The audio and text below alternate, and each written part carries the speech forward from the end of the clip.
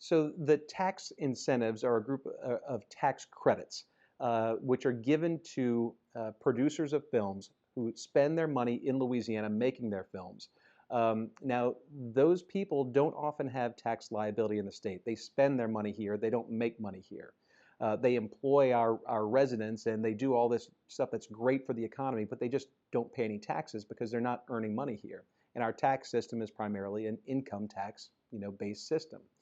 Um, so they end up with the tax credits and need to do something with them. So there is a system that's been created, and I helped to create it back in 2003, to bridge the gap between producers who have tax credits and taxpayers who pay taxes but don't have tax credits. So then the producers sell the credits to the individuals pay their taxes at a bit of a discount, and they play a role in supporting the film industry and helping it grow by connecting the two and then having them participate. And actually, a lot of them, not a lot, but there have been really notable cases where taxpayers who have been buying tax credits for years then start investing in films.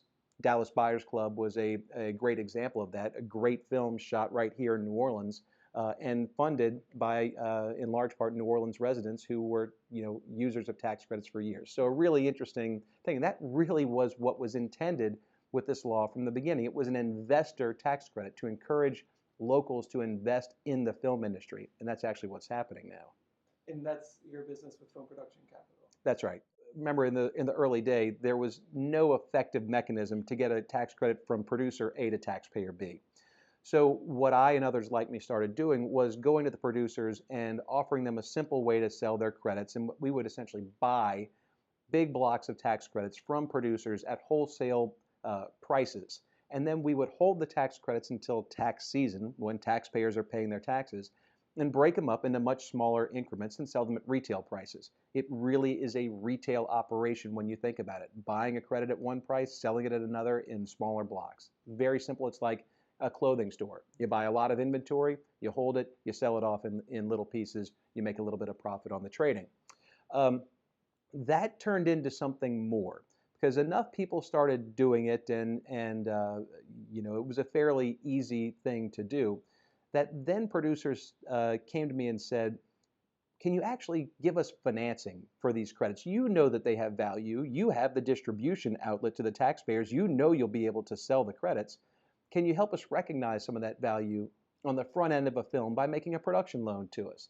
And so we started doing that back in 2005 and really has turned into our core business, which is the financing of films using the tax credit asset as collateral for the loans that we make. And there's a lot more of that going on down here now also.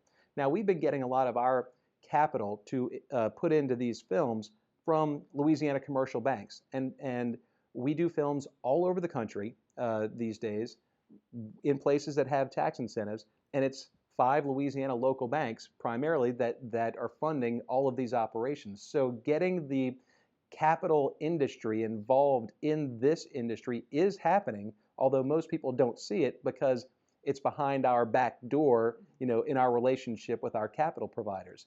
But that is happening, and that is then going to be able to be translated into those banks and lenders lending to films for something other than tax credits. Mm-hmm. It might be distribution rights, foreign pre-sales, and things like that. That's the direction that we're going in.